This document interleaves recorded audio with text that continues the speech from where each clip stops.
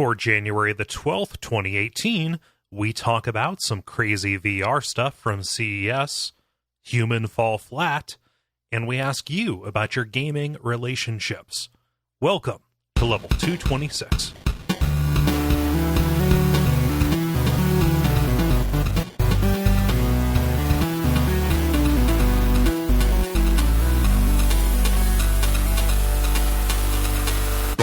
My name is Cole Ross. I'm Jala Prentice. I'm Ben Merkel. And you are listening to The Level. It's a podcast for people who love video games. Rocking it 3 style again.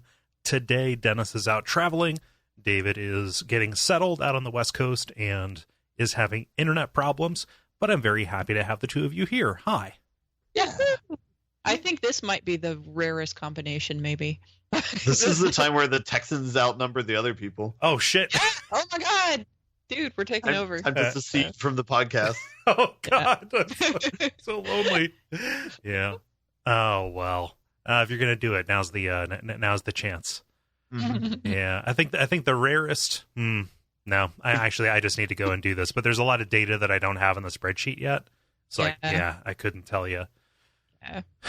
Oh, well. Side note, all you need to do to stop Texans from seceding is just make it snow where they are, or just throw ice at them. Right. The kryptonite. Right. Yeah. So let me test this theory. Is your idea that it only doesn't snow in Texas because they're part of the U.S.? My theory is people freak out when it gets to 30 degrees or below or in Texas. Okay. Yeah. They totally do. I can attest to that. I mean, I personally don't freak out because although I have only seen snow like maybe 2 or 3 times in my entire life, like my parents are from up north. Well, not my dad's from Havana, Cuba, but he emigrated to Nebraska. So, and it's been I think a week ago it was minus 15 there. And then my mom's from Minnesota, so I'm accustomed from hearsay from the family and tips and tricks and all that other wonderful stuff from the people who lived up north. Yeah. So you've got the you have the institutional knowledge to deal with it. Yeah, and so I am unfazed, and also I laugh at everybody else for freaking out about the ice. Yeah. So I freak out more about the people who don't know how to drive in it and having to be on the roads with them. That is what I freak out about because they don't, since it doesn't freeze over very often here, they don't know how to handle it insofar as salting the roads and how to drive on it, and they don't have the right tires to whatever, so that's the scary part, is getting on the road when it's cold. Oh, for sure. Yeah. And that's the case pretty much everywhere. Yeah. Oh, well, I mean, so I don't know how to segue into show business kind of stuff. Well, okay. I will talk about show business. Woo. I started belly dancing again. I took a 6-month break last June when I had my biopsy related to the cancer that I had my surgery for last summer, and I just couldn't emotionally handle being in class and trying to smile and shimmy and shit when I was not feeling it.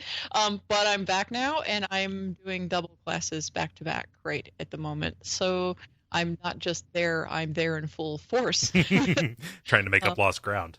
Yeah, and then also I've got a running expo, 5K, and then the Houston Marathon this weekend. So, and then, that's what I'm doing. Lots of physical activities. So I'm keeping busy, and it's supposed to be I want to say they're saying something between 30 and 40 degrees for the marathon, which for everybody up north who will laugh, everybody down here is freaking out about what they're going to wear to this marathon. So I'm sure you don't want it to be 110 degrees when you're running a marathon. That just compounds things, right?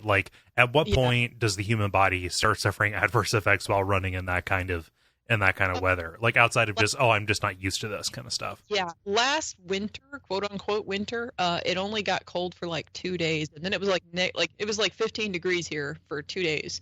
And there was black ice and everything on the roads. It was crazy. But then after that, it was just balmy. And so the marathon temperatures last year, I forget what they were, but it was pretty warm. And a lot of people overheated and that, not people from here, but the people who came in from, up north to run this marathon, right? That overheated because they're not used to our temperatures and our humidity. And so there were people who were hospitalized, and it was pretty crazy. For me, I was accustomed to it. So, I mean, like, it slowed me down to be running in the heat, but I didn't, have any cramping or, heat related problems. But cold, yeah, cold is indicative that a lot of people are going to be running a very fast marathon, because when it's that cold, you can manage regulate your temperature a little bit better, and so a lot of people won't have the muscle cramps, and they'll feel better running and everything. I'm not racing it because I have plantar fasciitis right now, and also I had a very crazy season between Hurricane Harvey and cancer and various other crazy things, like family in the hospital and things. So like I did not do. I trained, I can do the distance, but I did not do any speed work. So I'm just running it to run it, and I'm going to have fun doing it. And that's what I'm doing for this one. But so I'll be doing that this weekend. When everybody else is listening to this, I will be out there running. So running very far. Yeah, long ways. So that's what I'm up to, what I've been up to, what I will be up to. Yeah. Cool. Yeah, I don't have anything that I can even talk about. It's just been a bunch of work and just time disappearing. Ben? I had a pretty uneventful weekend. I have a lot going on this coming week, so maybe I'll talk about that. I'm seeing The Phantom Thread this Thursday night, which is Paul Thomas Anderson's next movie, so I'm excited about that. And then I'm playing a game of Twilight Imperium, which I mentioned like a week or two ago, with friends on Sunday. So I'm really excited about that. Really? You have transplanted that. That is now around, or did you play that in Texas last time? Last time I played in Cincinnati when I came to visit for winter break. Okay. But I've conned enough people into trying it out this coming week. So. into sacrificing a day. Yeah. Yeah, that's funny. Well, cool. Yeah, there's no real business to attend to at the top here, aside from thanking people for listening. And this is going to be a regular kind of episode. We're going to do the brief, the multiplayer, and the grind. And why don't we get started with the brief, where we talk about things that are happening in the world of video games around us. Jala, your story seems to be it seems to follow from what we were recently talking about here. So I'm going to throw you in first. Okay, throw me into the fire.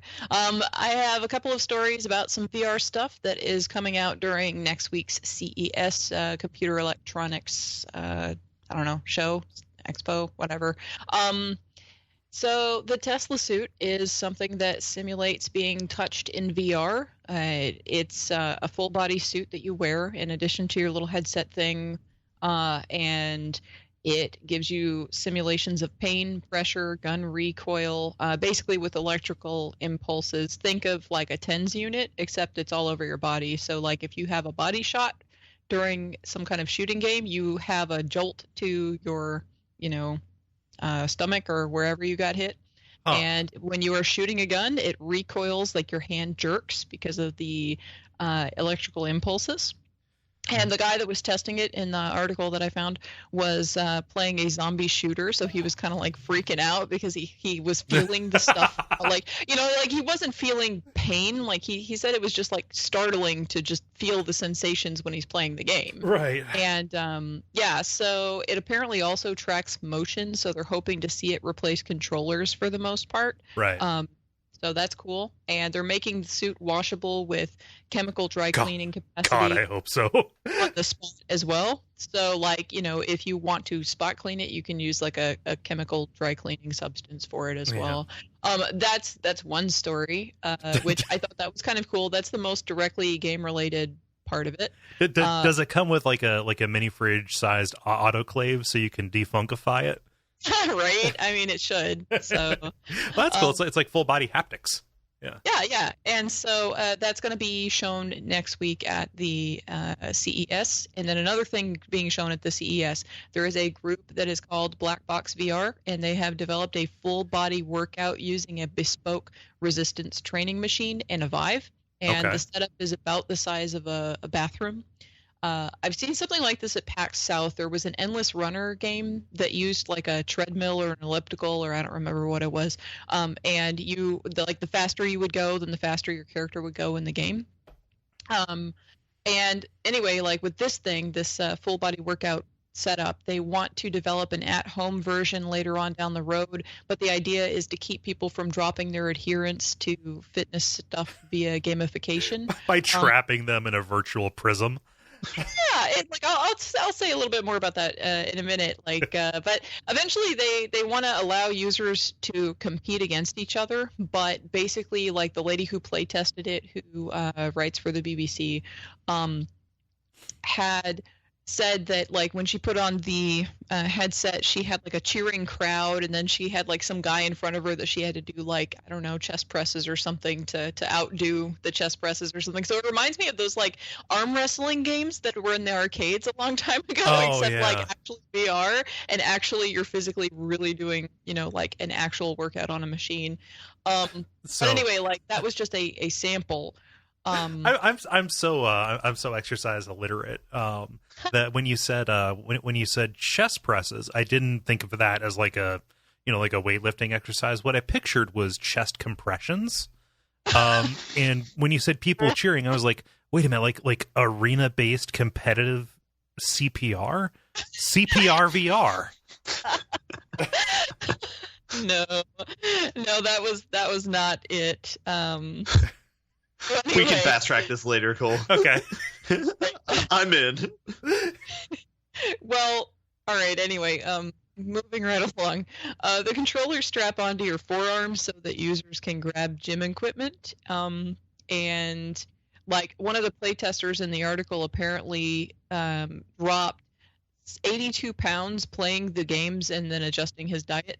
And he said that he had trouble with adherence before, but because he's a gamer and, this has a lot of gaming elements to it, even though it is still a workout, it has enough to it that he doesn't get bored doing it.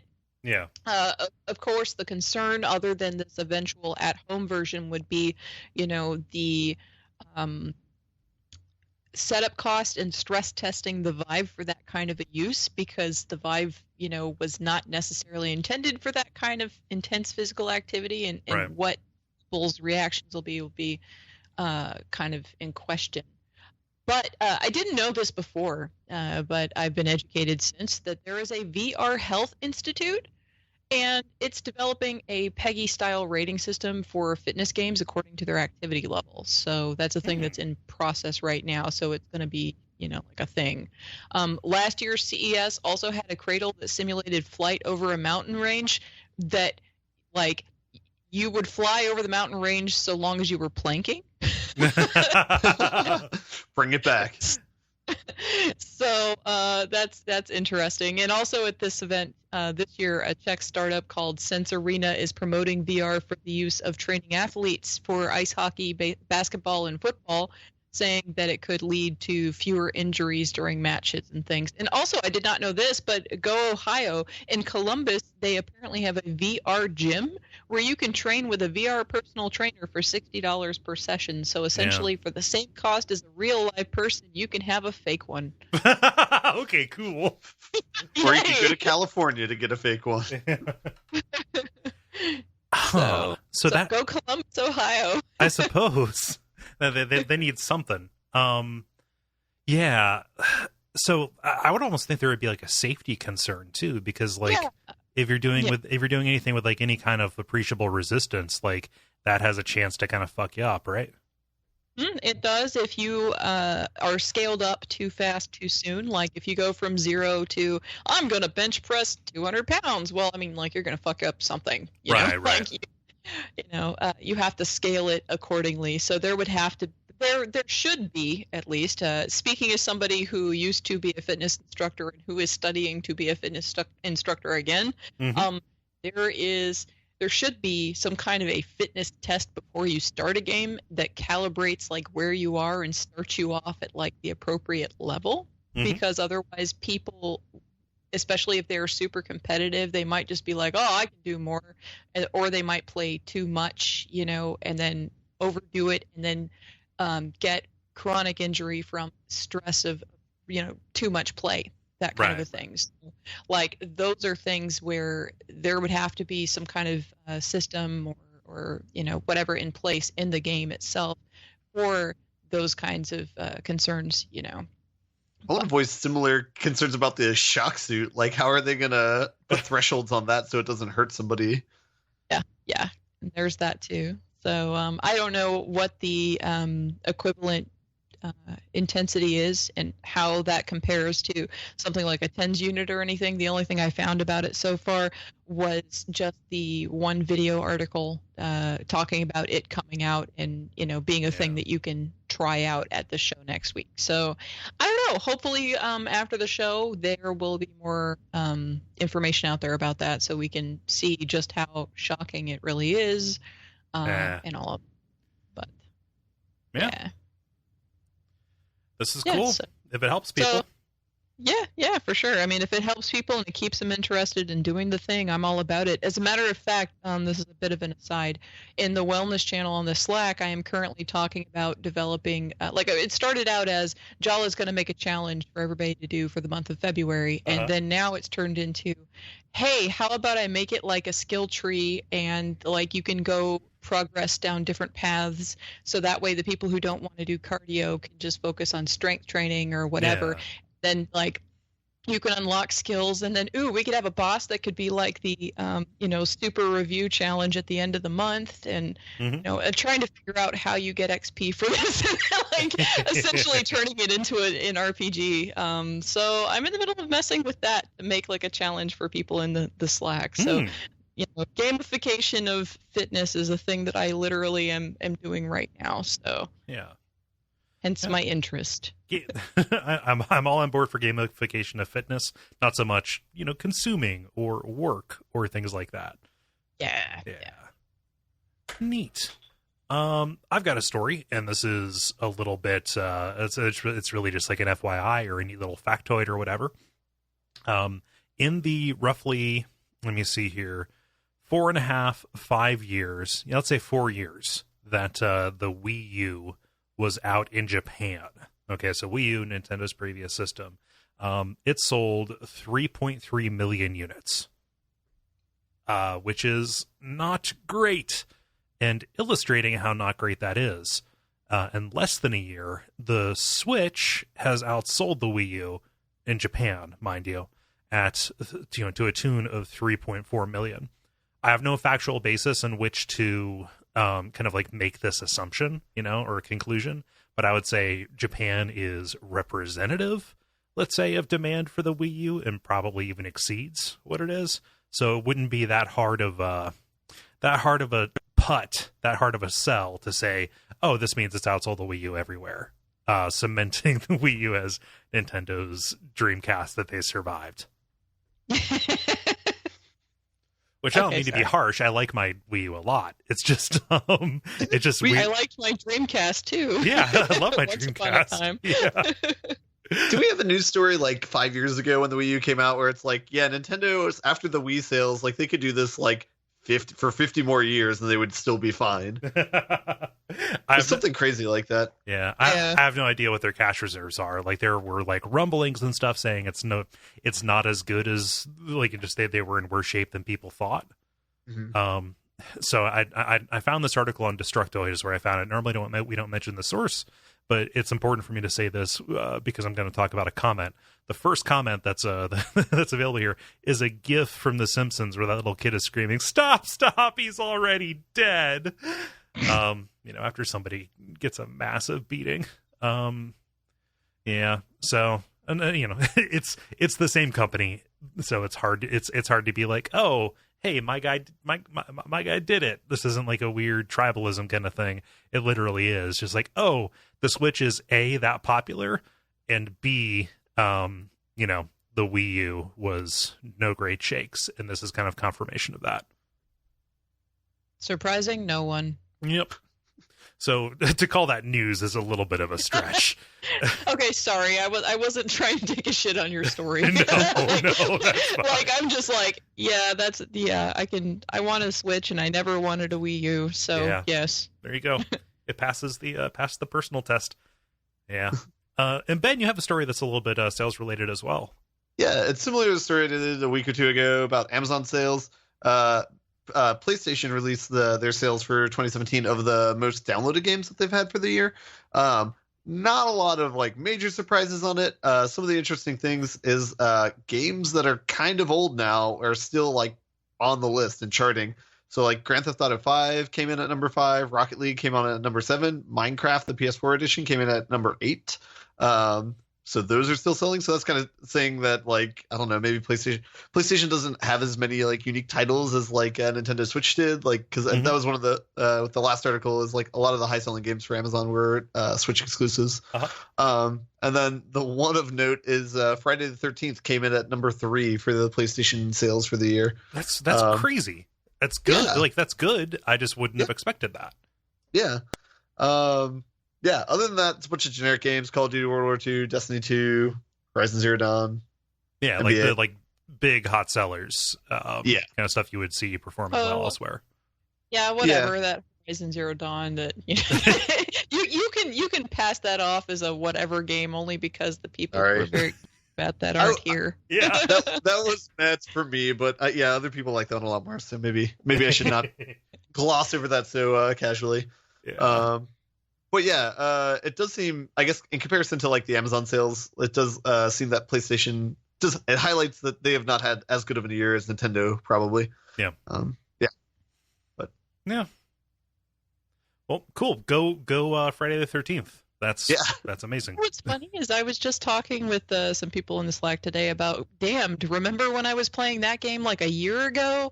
And it's like something that people are like, hey, that sounds a lot like the Friday the 13th game. I'm like, yeah, except it's like, you can play one of 5 different monsters, and it's like, a little bit of a different experience. And it's also an indie game versus, Friday the 13th. I'm pretty sure Friday the 13th is way more polished, but yeah, people need to play that game with me. Damned?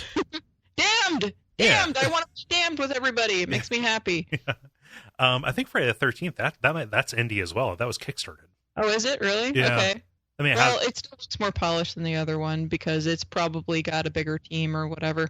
Yeah. But it still definitely has some technical hiccups, but yeah, they sold out. That one. I also want to play that one, but Damned has like 5 different types of monsters that all have different ways of moving and different like visual effects and everything. So it's super kind of cool that way because you don't know who's going to be what. Yeah. And how they're going to come at you. So, or if you might be the monster, what you're going to be having to deal with. So pretty cool. Man. But anyway, not to take away from Friday the 13th, I'm sure that is also very awesome. I did see a little bit of you playing that, Ben, and it looked cool. Yeah. Hunt everybody and kill them all. It sounds like fun. And also playing Friday the 13th.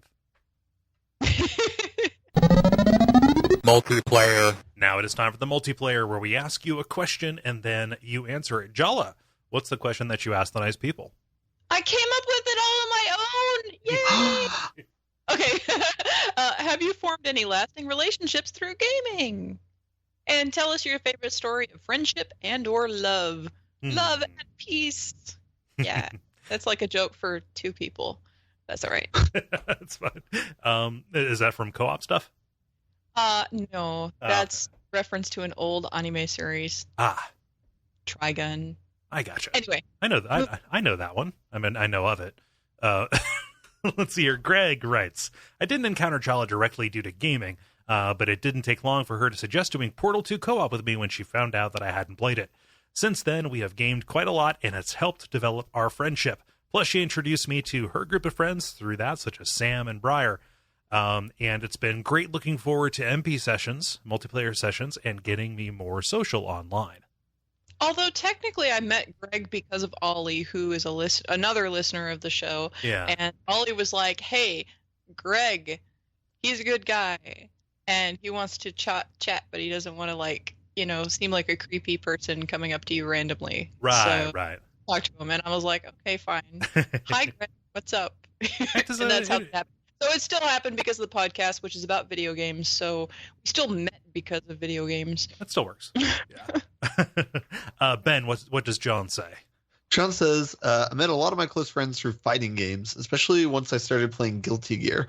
My friend Steve has become both my rival in fighting games as well as one of my closest friends. Aw. I wonder how much of that was that like in the arcade? I wonder how one would meet somebody through fighting games nowadays. It is mystery. I don't know. John will have to explain. Yeah. Respond to your message. I'd be curious about that. Also because I miss arcades. Jala, what does Sam say? Sam says, basically my answer's the same as Greg's, including being the same people, since everyone I used to play games with as a younger person either dropped out of gaming or is someone I no longer associate with. I'd just also like to thank the Level and Duckfeed community in general for finally giving me a place to sublimate my obsessive need to talk about video games. Right on. Sublimate. Yeah. Yeah, I just that was a good word. I was happy that he used that word. Hooray for Sam's vocabulary. Yeah. Also hooray for things. Yeah, like when I asked this question, I was just thinking about this because there's a long rabbit hole about where this question came from, but then I was like, oh, I realized that some of the people that I game with like every week are going to reply to this and they're going to say me, and that sounds like I'm trying to stoke my own ego, but I'm totally like, that was not where I was going with this. Yeah, it looks like this this wave will pass. Those were the first people who responded. Yeah. Jonathan writes, it all started with Halo before I even had an Xbox. I had a profile and I left it at a friend's house on the memory card. They used me as a save point. I still play games with them now. Listening to one playing Persona 5 on the phone as I type this, laughing my ass off. Oh, that's what they're doing right now as we're typing it. Good friends, great times. Yeah, awesome. For people of a certain age, Halo is probably a huge icebreaker and a huge bonding experience. No, it was for me. I came out when I was like in 8th grade and continued to be like a going thing all throughout high school. Are you laughing at how young I am? No. Okay. Are you sensitive about your age, Cole? No. No. Ben, what does Jason say? Jason says, gaming is one of the things my wife and I had in common that helped bring us together. We still play and enjoy games together. I've also met a lot of good people online through games, including this community. Special shout out to my duck bro, Michael Pren. And I assume they play a Warframe. Yeah, probably a Warframe. Is Duck Bro now a thing? I hope not. Is it? Oh. So as long as bro is meant strictly in the camaraderie sense, I don't like the idea of. I call people duck peeps a lot, but I just call them duck peeps. I don't say duck sis or duck bro. Yeah. I'm not going to take it away from people if they like it. I just I don't want toxic masculinity associated with what we do here. And for some reason, duck pal. You're so full of toxic I like duck masculinity. Okay. Yeah. Being so alpha, Cole. Okay. Yeah. Let's see here. Jala, what does Mike say? Mike says, I kind of owe my marriage to JRPGs. When my wife and I first got together, that summer basically consisted of playing Final Fantasy X, Dark Cloud, and Paper Mario. She even watched a bit of me playing Metal Gear Solid 2, but that didn't last because, let's face it, that game is pretty dumb even for a video game. Yeah, spectating on that might be a bit of a problem because it does turn into kind of a shitty movie. Yeah, it does. Yeah. Oh, that's funny. Yeah, man, I need to. They brought out Dark Cloud 2 on the PS4 as a PS2 classic. I need to go and play that, but like I'm constantly on the verge of like, but that might be a WoF game sometime, and I don't want to do it again. Yeah, but that's a very nice story, Mike. Thank you. Let's see. John writes, obvious answer here, but I've become friends with many denizens of the Duckfeed Network Slack channel. It has been very fulfilling since my IRL friends are not interested in the games that I am. And again, this has also become ego stroking for the network as a whole. Oh no. Well, you know what? I don't even know anybody. Like, okay, I take that back. Some of the art people I know also like video games. Most of the rest of the people I know in real life do not like video games. They have nothing to do with them whatsoever. So, like, only some of my art people have any crossover, and I don't think they play the stuff I play. So. Yeah. And, you know, you don't want to, like, up to or beyond a certain point, you really don't want to inflict interest violence on somebody. Just describing a video game to somebody who's not down for it, it's kind of like telling them about a dream you had. Yeah. Uh-oh. I do that all the time. I need to watch that then. Oh, about dreams you had? Yeah. Oh, if they're down for it, that's fine. I'm just like, just if you inflict it on a stranger. Yeah. I need to use that as like dude repellent when guys are being creepy. If that's going to be like a thing that works, totally use it. All right. But it might attract creepier guys.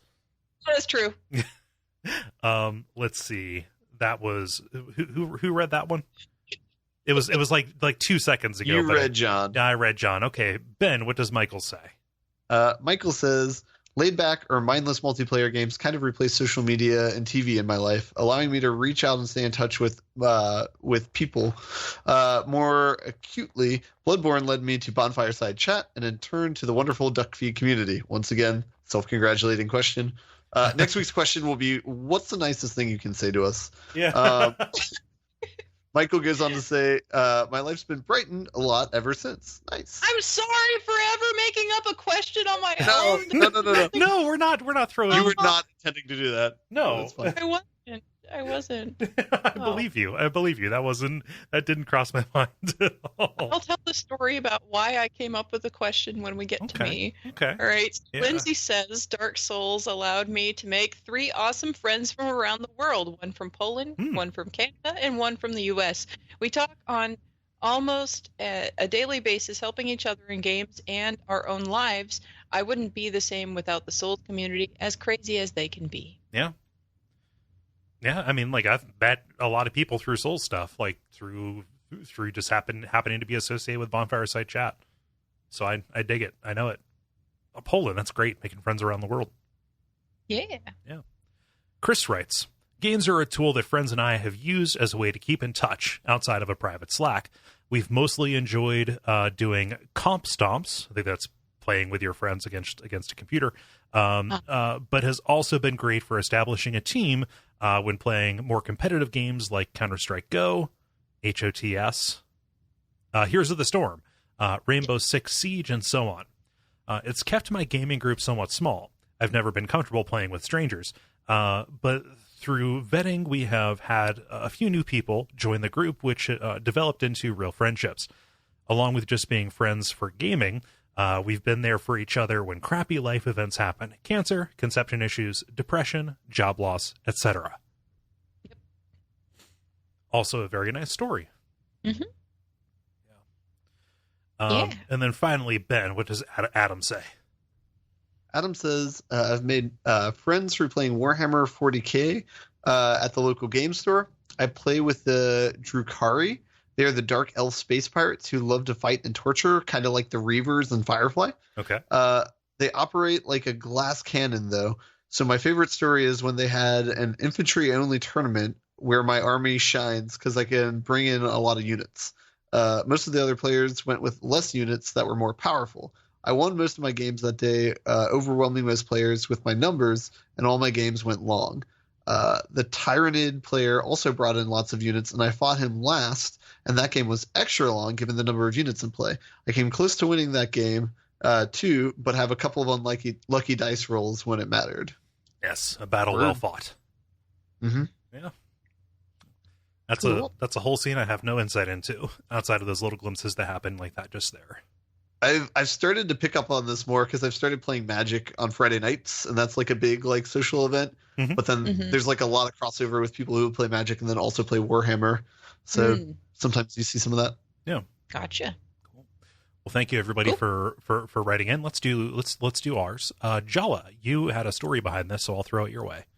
Well, okay, so I do my fitness thing and I go running and things. Well, I went to my running group's end of season party, and then I noticed that all of these spouses for these people, either there were a chunk of them that one of the people in the relationship would be a runner, and then the other one ended up getting dragged into it and started running as a result of their spouse, and doing the same thing and getting to know everybody and all that. And then I also encountered that there were a lot of these people that I know and I run with, and their spouse was just like totally unsupportive, not there at all for any of it. Like one dude was at the bar watching football, and I didn't even get to meet him. And he's like the spouse of one of the people I run with every week. And then another person that I run with, his wife was super pissed off and was just like messing with her phone, and like he ended up not being able to talk to anybody because he was trying to placate her and stuff, and then they ended up leaving early, and I don't know, everybody was just, there was like some people with some drama, and I was just talking to some people in the Slack about, wow, like, does that work for people? I mean, like, I know it does work for people where you don't have the similar interests or whatever, but I'm the type of person that like I tend to do a lot of stuff with people that I care about, and like the people who get closest to me always share a lot of common interests, and if they don't, then they might be good friends, but they're like still out there a little bit, like they don't get as close to me as the people who share commonalities. So when I was thinking about this as it relates to gaming, I'm like, every single guy I've ever dated has been a gamer. And most of them I have met in some oblique way because of gaming, either because of tabletop RPGs or free-form role-playing online or video games in some way. Like even the people that I met in person, I met one guy that at work, and he noticed that I had a Stars patch on my jacket, so we started talking about Resident Evil, and that's how we bonded. And that's how we ended up like hitting it off, was talking about Resident Evil. And then another guy was the roommate of a friend of mine that I got to know online playing Guild Wars 2. And I met him in person first at like the Renaissance Festival, but like it's only because of this other guy that I knew that I met because of games. And also he was a gamer too. So like, duh, And I have way, way too many stories of spending time and making friends with people online, playing games together, because I mean, I always have Jala's co-op corner, like I'm always playing games with people. That's kind of like my social time, sort of like how Michael Prenz said, where it's like replaced other forms of social time. So like that's a thing. So anyway, like it was this whole big, larger conversation that I was having with some people in like the Slack about just like friendships and being close to people, like any kind of relationship, and not necessarily like romantic or whatever, but like, just being close to people and how that relates to your interests. Yeah. And do you need that common ground as a basis for even just conversation? Yeah, well, I mean, like I can carry on conversation and get along well with people of various interests. However, like the people who get the closest to me, at least me personally, yes, I do need to have that kind of common ground. And like, if you don't, you don't have to necessarily do all the same things I do, but like you have to have some baseline interest in it. Like, or not be like totally dismissive of it. Yeah. And that's it was very disheartening to me to see these people that I care about, that I run with, having these relationships where like these people were just like not even there. I'm like, why did you show up? It would have been better to just not come, than be pissy. I'm going to support you by coming with you and being angry the entire time. Like, no, what is that? That makes me sad. You can mark time by my sighs. They will happen every 3.5 minutes starting right. Yeah, right. So anyway, that's how that question came about. Something else entirely. But like I remember that one time that we played Trine together, Cole. Yeah. We played Trine, and then we also played, and then I beat your butt with Big Boo, King Boo, that one time. Oh yeah, at the on Mario Kart. There we go. Yeah. Yeah, I don't think I've ever played a game with you, have I? Remember that one time we played Rocket League? Oh, that one time. It was only one time. I probably blacked it out. One time. Yeah, okay. Yeah. I mean, my story is one that's probably like told like a million times about like the genesis of the show or whatever, but video games were a great way to kind of break the ice and bond with the people on the show, Ben, David, and Dennis. Like I already knew David, like I've known him since small times, but no, like going into the dorm and playing Resident Evil 4 and Shadow of the Colossus, passing stuff around. That was a great way to spend the time and, get comfortable with each other. Mm-hmm.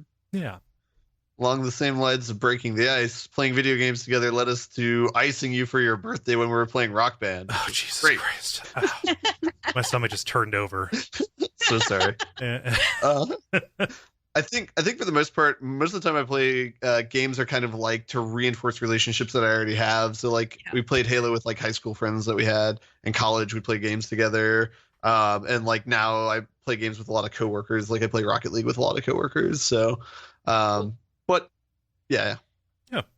Yeah, one of my unfortunate problems is that at least with my running group, I'm on the younger side of things, and I'm also one of the people who doesn't have kids. And so, like, what happens is I run with a dude, and he's like, oh, you play video games too? My kids play video games, and then he's talking about stuff that he bought them for Christmas, and I know more about what's going on than he does, and I probably have more to talk about, really talk about with his kid more than him. And that's kind of like the weird thing. That's me with my coworkers, actually. Yeah, which is fine. Yes. Like, I'm happy about that, but yeah, I mean, like, that's fine. That just means that I can be like the insight when they want to know something about the thing, so they can relate to their children better. But yeah, fantastic. Yeah. Well, thank you everybody for responding. If you want to take part, those go up Tuesday afternoons. Thanks to Jala and Dennis. And you can find them at the prompts at facebook.com/thelevelpodcast. The grind. Now it is time for the grind, where we talk about the things we have been playing over the past period of time or so. Jala, you've been away the longest, so I'm going to throw to you first. Okay, so riding off of that multiplayer question, first things up is Co-op Corner.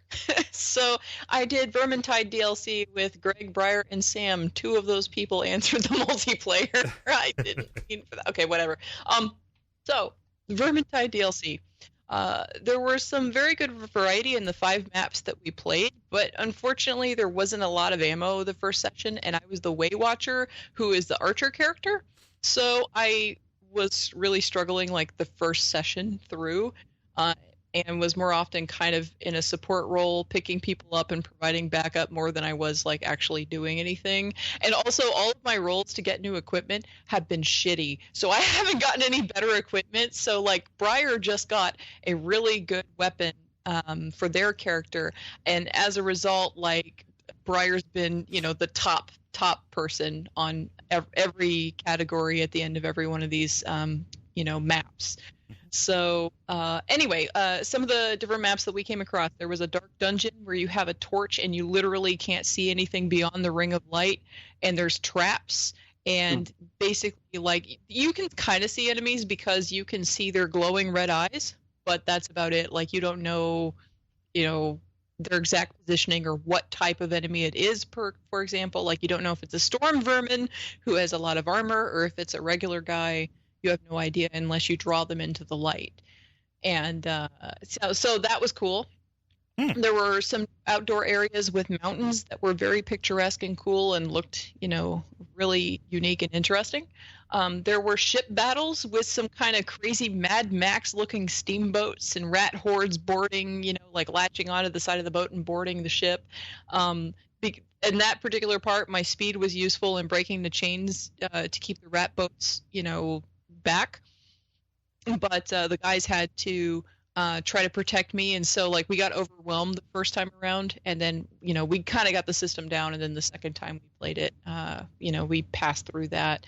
There was another part where there were snow-covered mountains and snow-colored rats springing out of the snow. Jeez. Did I mention snow? Yeah, you did.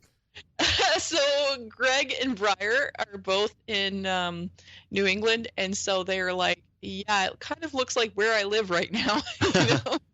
And another one of the maps was a dwarven city, which was also really cool. So I mean, I was really impressed with the environments and the new areas, and they gave us some new things to do. So it like not just like some of the maps in the original game started to feel a little bit redundant, like, okay, this is just a palette swap of this other one that I just did, but this one, each one of the maps felt like a different experience. Yeah, this is a lot more variety than I expected the game to have. I expected it kind of just to be dark Victorian alleyways. Yeah, and no, it actually had a lot of different areas and a lot of different stuff happening, which was cool and very memorable, very neat. So I enjoy what we have played so far of the DLC, according to Greg, because I did not buy the DLC. But the cool thing about the DLC for this game is that if one person buys it, then everybody can play it. Oh, nice. So only one participant in a team has to. Yeah. And actually, I think more than one of them has it. But either way, I didn't buy it, so I can't take a look at the map. But Greg says that there's more maps to go, so we will probably continue with that. Not this coming weekend because I'll be running, but the weekend after that. So very cool. It makes me look forward more to Vermintide 2, which I won't play until we finish the DLC. Is that out? Is that a thing? I don't remember if it's out or if it's in beta. I know it's like in some version of development where you can actually take a look at it, but I don't remember. Yeah. I knew at one point, but I've slept. So. Okay, so that's that. I don't really have anything else to say about it. It's the same game, just with new stuff, new maps and visuals and stuff, and it was fun to jump back into. Next thing. Oh, I was going to say one thing. Steam says Vermintide 2 is coming out Q1 2018. Okay, so it's like sometime soon. It must have been in beta when people were talking about it or something. Okay, cool. Thank you, Ben. So the next thing is I finished Corpse Party Book of Shadows. Yeah. So now I get to tell you my actual official opinion. So eventually I got used to the vignette style and the fact that there isn't really any overarching pace between the chapters. So that stopped bothering me. Basically, however, the only connective tissue between this game and then the next game, like the last game in the series, Corpse Party Blood Drive, is the final vignette, and it ends on a really dramatic cliffhanger. Oh, man. Yeah, so there's that. And then also, I do have some beef with that last vignette, which I figured would happen because of the title of the game. So as people who have been around long enough know, I have been studying folklore, myth, origins of different world faiths and stuff for years off and on. And, the last vignette, they pop up with some stuff about Wicca, which is real janky in a way that would probably really offend an actual Wiccan. Right. It basically takes the Book of Shadows or grimoire that Wiccans use and transforms it into some kind of Necronomicon thing, made out of human skin with like a demon face on it. And apparently there's only one of them, and it's been passed down through the generations since medieval days when witches were burned in Europe. And okay, so like all Wiccans like the are Bible, black right? Yeah, so all Wiccans are black magic users and have books with human skin with demon rituals. Okay, got it, right? Like, okay, that sucks. And more on a humorous note, though, a spell used from the book that they're using in the story is like this hours-long chant of nonsense words, which includes Wicca as part of the garble. She's like, blah, blah, blah, like it's a DJ remix. Did Will Smith come in? Yeah. And so, okay, actual Wiccans, at least the ones I know, write spells in their own native language, and they're not usually very long. Most of the time they rhyme, so they have a certain cadence and can be used in meditative or trance state. So they're simple and easy to remember. They're not hours long, and they don't say Wicca in the middle of it. Like, what the It's like the freestyle chant when you don't know what your next verse is, and that's like the filler words that you say to get to the next verse. Yes, and so anyway, that's just an aside. The persistent Wiccans are evil thing is really irritating, but otherwise the story bit sets you up for a grand old time in Blood Drive, which I look forward to playing, although I took a break from Corpse Party just because I didn't want to overdo it. Right. So my overall feelings about this game. You probably shouldn't play it directly after the first installment, or you're going to feel tripped up by the flip-flop of the narrative style and pacing. So, Cole, whenever you play the first Corpse Party, give yourself a break before you do this one. Yeah, built in a buffer. Gotcha. Yeah, give yourself a break. It's got some good character development and backstory that fleshes out the world and the interpersonal dynamics, but think of it like Omake, like EX chapters from the first game. It's like a bonus menu from the first title that got extended to something even longer than the first game, is essentially how I think of this. Oh. So if you like the first Corpse Party, there's definitely stuff for you in this title. And it doesn't exactly fall flat so much as it just feels like it stumbles a little given their choices with the narrative and how to present it. Yeah. There's dissonance between one chapter to the next because the one is intense, dark, and creepy, and then the very next one is super cute and happy with just a few scary things going on. So I'd say you could play the first game and be fine without this one. If Blood Drive picks back up again, though, I may eventually have to recommend this one with a caveat. But right now, I do so more with like an asterisk and like a word of warning about what to expect going in. Like, yeah. I'll be really curious if you start Blood Drive. I'm sorry to talk over you there. Oh, no. I'm very curious if you start Blood Drive and you say like, oh, the way that they introduce this makes Book of Shadows completely optional, right? Because if you look at the way they've re-released these games, like Book of Shadows is the one that's hardest to get. Yeah. And the thing is that because that the only direct connective tissue, like most of the rest of the game except for the very last vignette, is just like filling in information about characters and situations and things for what already happened in the first game. Right. So the only thing that actually carries over directly, unless they start referencing, some of the history that you get from Book of Shadows, like the only thing is that one last vignette that pushes the story forward just a little bit further. Right.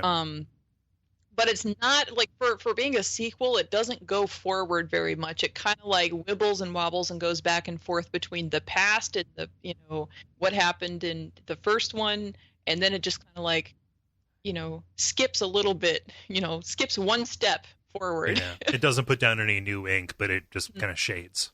Yeah. So, it really depends. When I get into Blood Drive, I'll be able to tell you if this is more like, your optional story bits or if there's something that's really critical that they're revealing. Because it might be the case that they had to do this because they needed to tell you a bunch of little random bits of information that was not present in the first game. I mean, it's possible, but I'm not 100% until I play Blood Drive. I won't know until I play the third game how impactful this second installment is to the series as a whole. Right. So we will see. Right now, I'd say is all right. It's not the greatest thing in the world.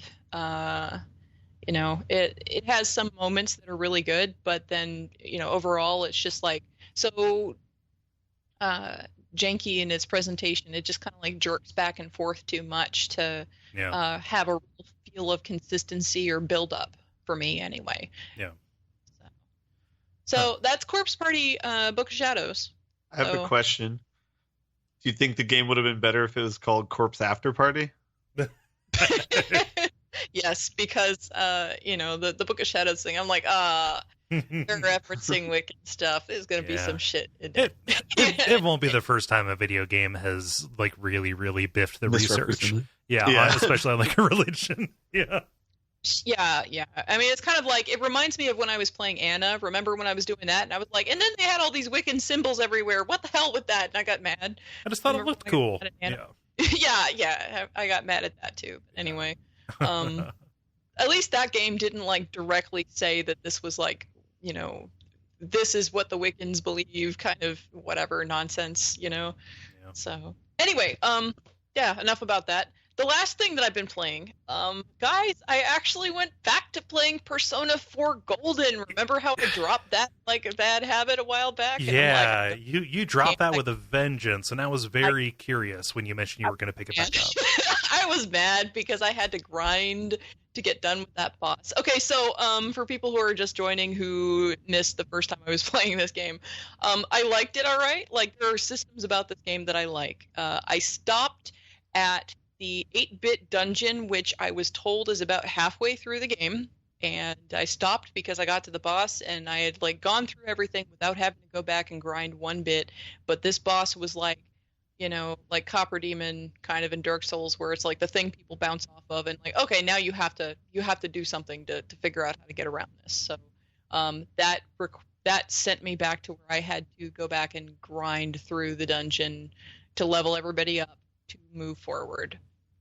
And so over the holidays, I took like 5 hours and ground the fuck out of my characters in the dungeons just to beat that boss. Okay.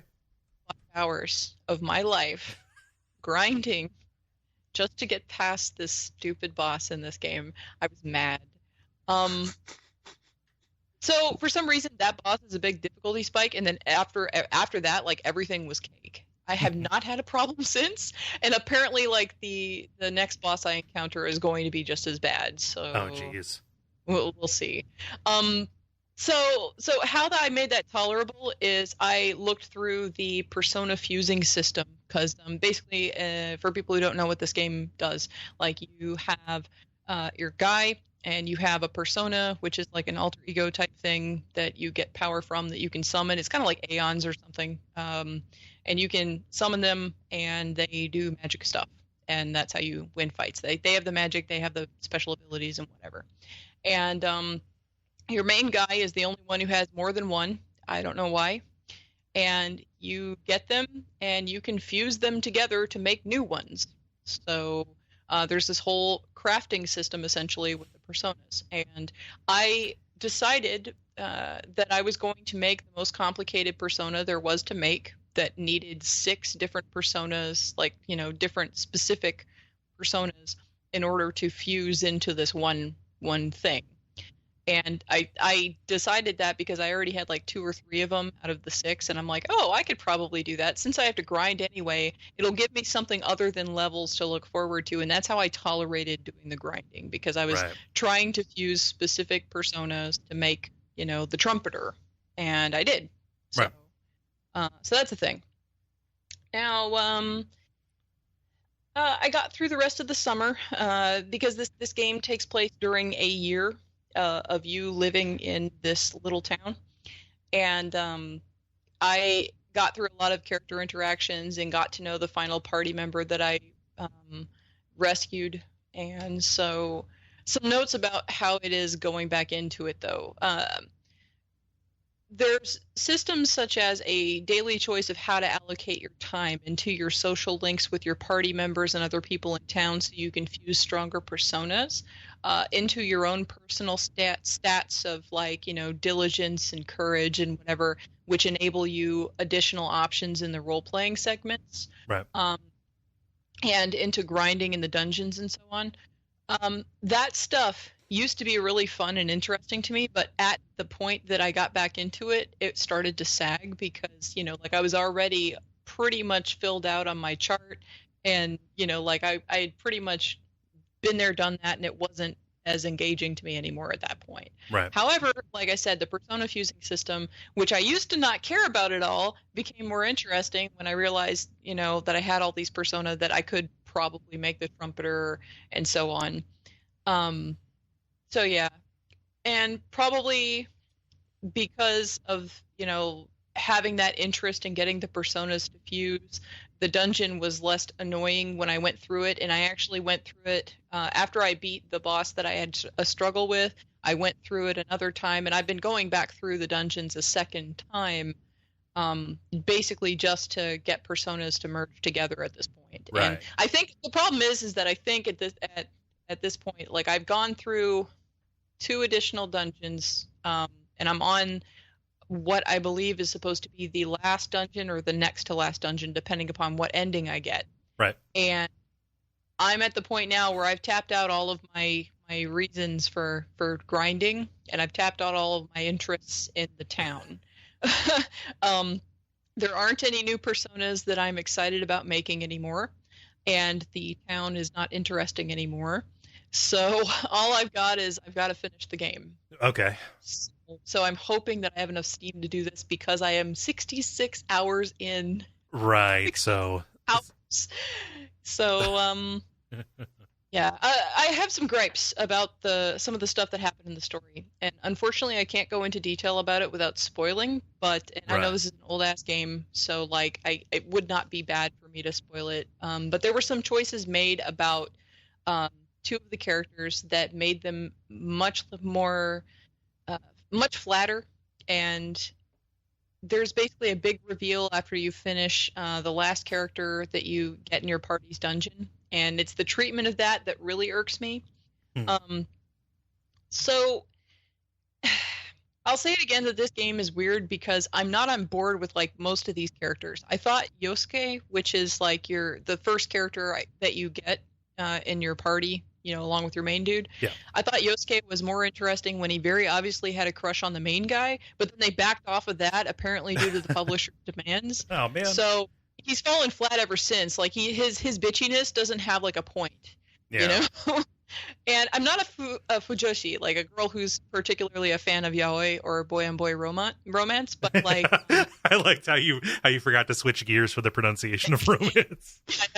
Sorry. But despite you, the main character, not having really a voice in the game, Yosuke really falling for him makes so much more sense given the situation that's around them at the start of the game that made me really mad when they backed off of it, because like it was just it was presented so naturally and it made the most sense, and then they just said no, never mind.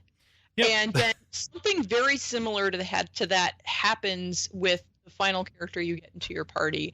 And it really just chaps my hide. It makes me really, really mad because like this character would have been really, really awesome if they had just kept on going in the direction they were indicating, and then they stopped and they backed off of that, and then they just they said some not cool things. Geez, I know what you're talking about. Yeah. I go between being amused and annoyed by Teddy, and I really like Kanji overall, but the game killed off what would have been love for another character, Naoto. And I'm hoping that it redeems itself as I usually go for the serious and determined character. And with some of the stuff you learn about him in his dungeon, you really think Naoto would be my favorite character, but it's not happening so far, even at the point where I'm at now. Is it funny to say that the idea of a free-form RP of Persona 4 Golden with a friend is more appealing of a concept for me than actually playing the game? Can you define a free-form RP?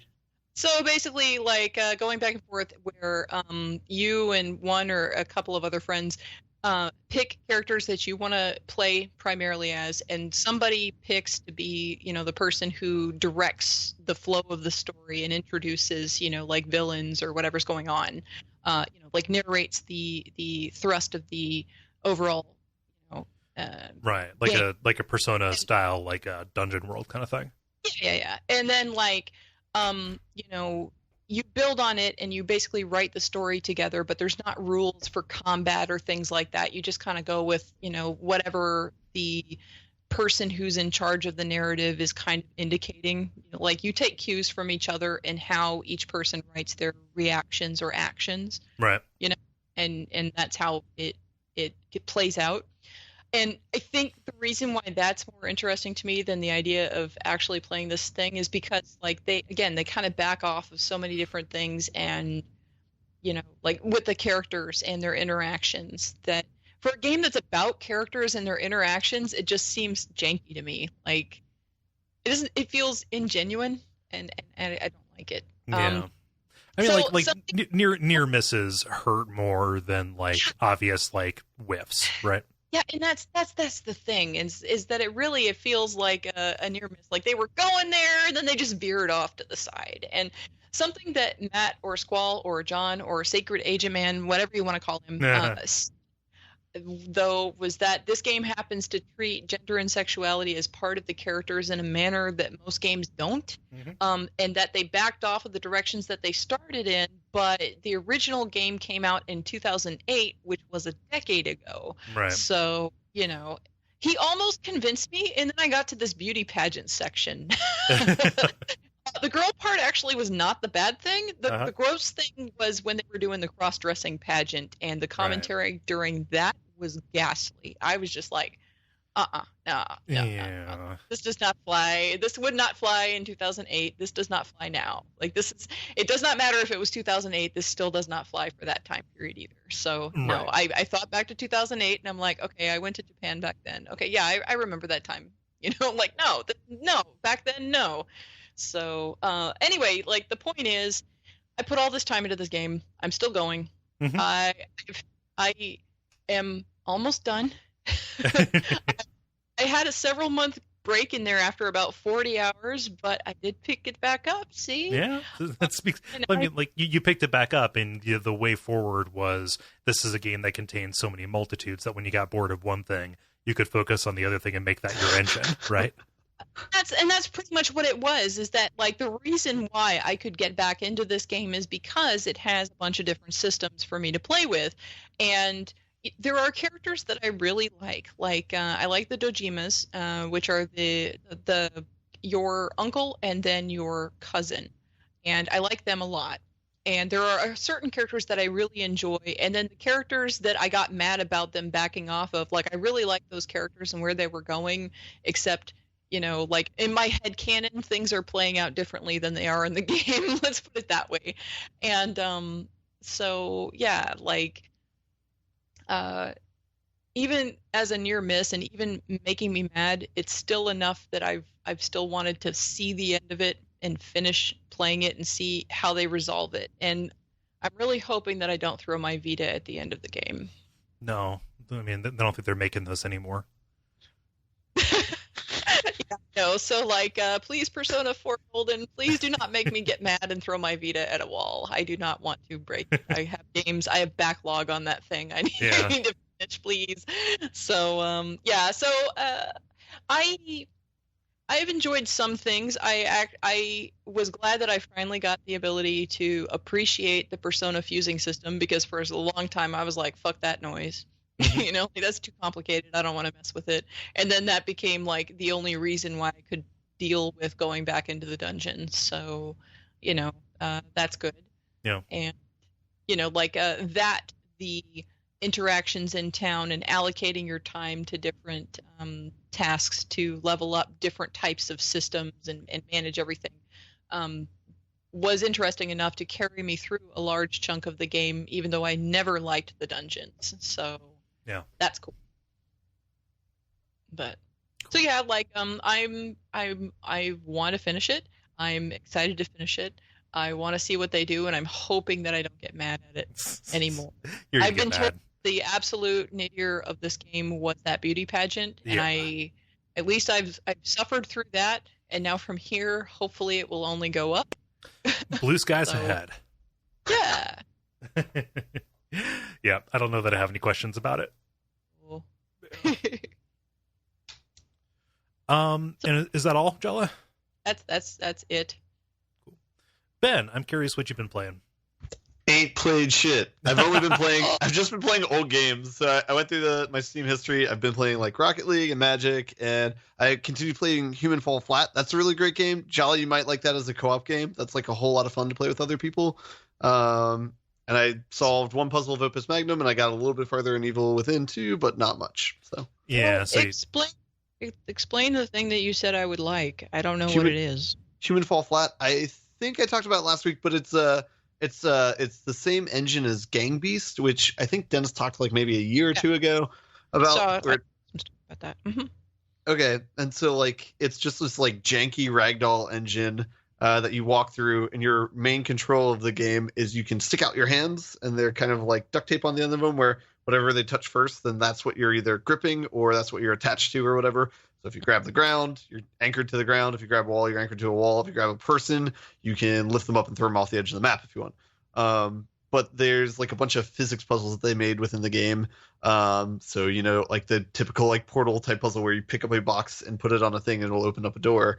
That is a way to get through the puzzle. Or what you can do is you can just swing around the wall and then just climb around that way. So one of the things that's really good about it is for any given puzzle, there's, like, 2 or 3 ways to solve it that are, like, completely unique.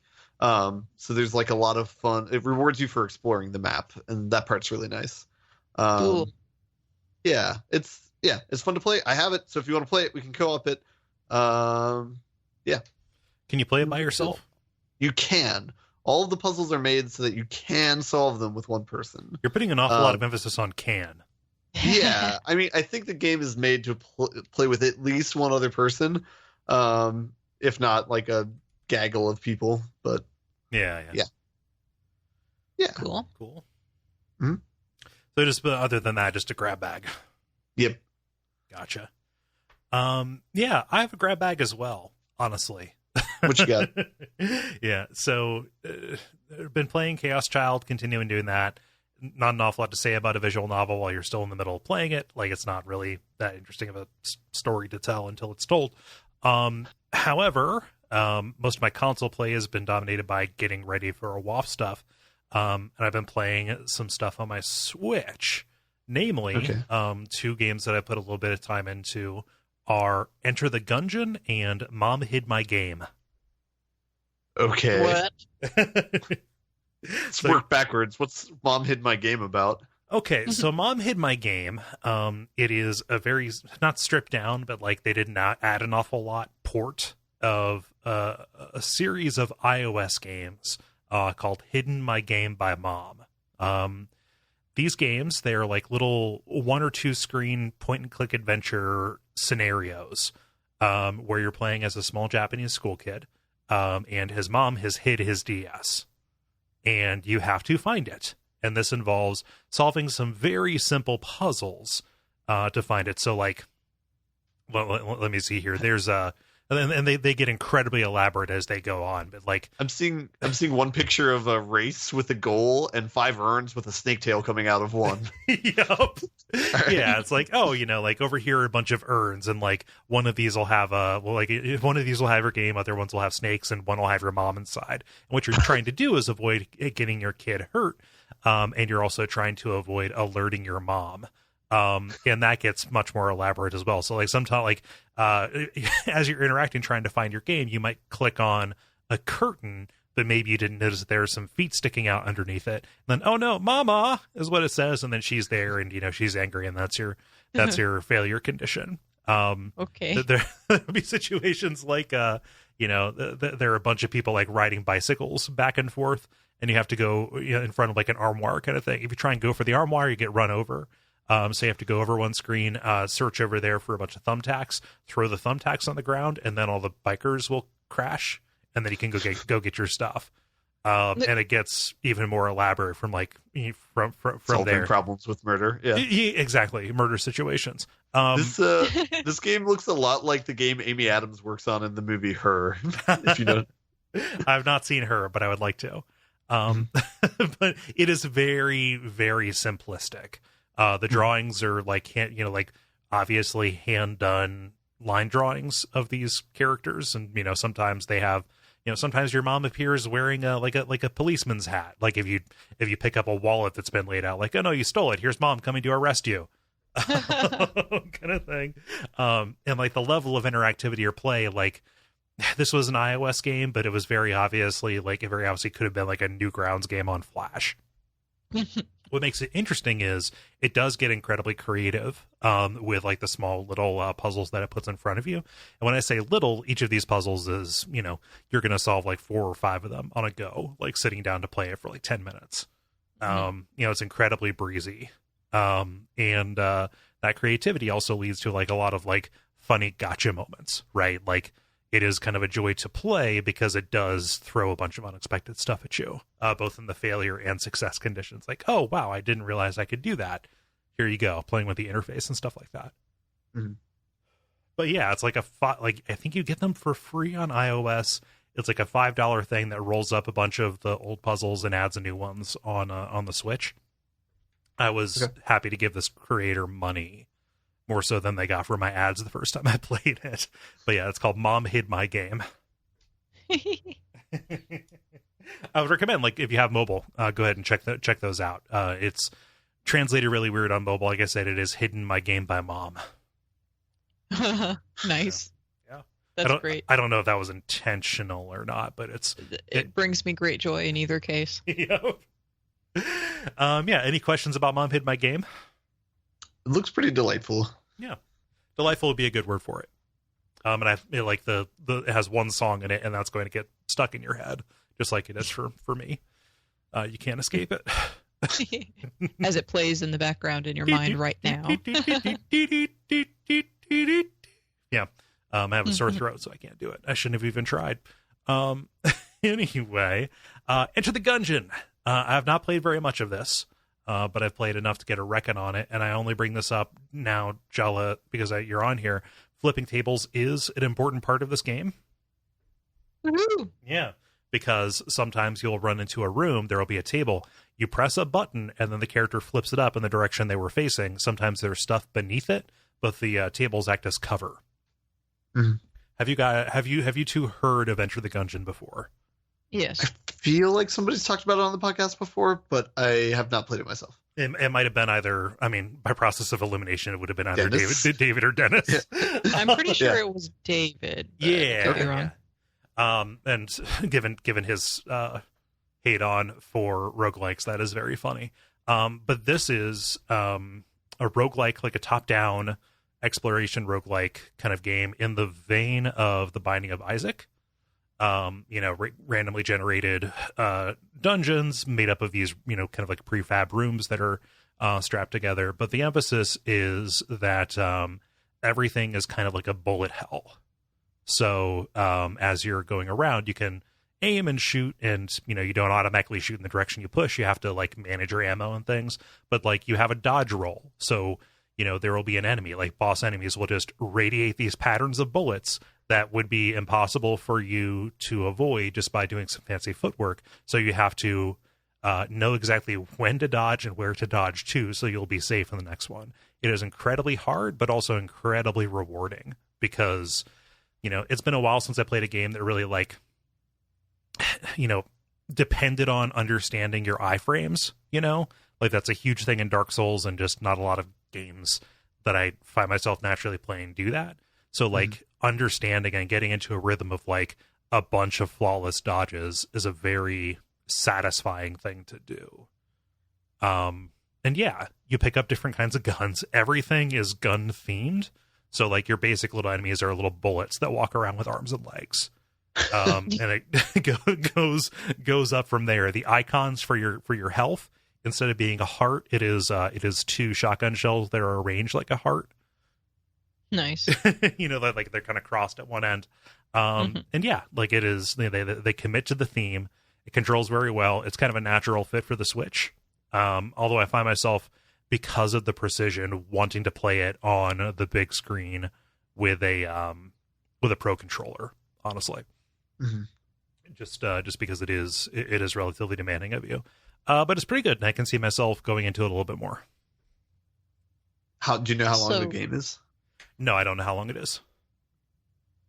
So, Hidden My Game by Mom is free on iOS, by the way. Okay, cool. That comports with my memory. I think the sequel is free as well. Yes. Yeah.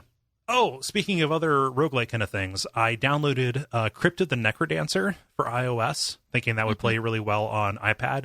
It kind of doesn't. Like, it just kind of a bummer. Like, I thought the swiping would be better. Strangely enough, though, I fired up my Apple TV shortly after I did that. I like to watch some YouTube before bed. And then I saw, there's an icon for Crypt the Necrodancer. Oh, I got the Apple TV version, too. And that remote on the Apple TV is garbage and good for nothing, apparently, except for playing this game. Because, like, you move around by swiping up and down on that little touchpad, and you execute commands by pressing down on it. It actually really works and is comfortable. So I was quite surprised by that turn of events. Crypt the Necrodancer. Probably not that great on iOS. Apple TV, a real surprise. Dun dun dun. Yeah. And that's all. Cool. Well, it's a shorter episode, but, sometimes that happens. Do you all want to button it up? Buttons. Thank you so much, everybody, for listening. We really appreciate it. I hope your first 2 weeks of the new year have gone well. If you want to help out the show, tell friends. Say, hey, I know these nice people who talk about video games. You like podcasts, or you like video games, or you like both? that's your sales pitch. That's kind of the only way that we can grow is by word of mouth. And you all have killed it in the past. You're killing it now, and let's continue killing it. We want to Katamari this shit. Yeah. Roll up the stars. I don't know if there are headphones big enough for the stars or if they could get close enough. Yeah. Also, patreon.com/Duckfeed.tv is a good way to support the network as a whole. And I think that's everything. The show is short. Admin can be short, too. Am I forgetting anything? No. Okay. So I've been Cole Ross. You can watch me stream at Duckfeed.tv. I'm Jala Prendez, and I'm Jala-chan in places. I've been Ben Merkel at Merkleby on Twitch. Yeah. And stick around for some titles.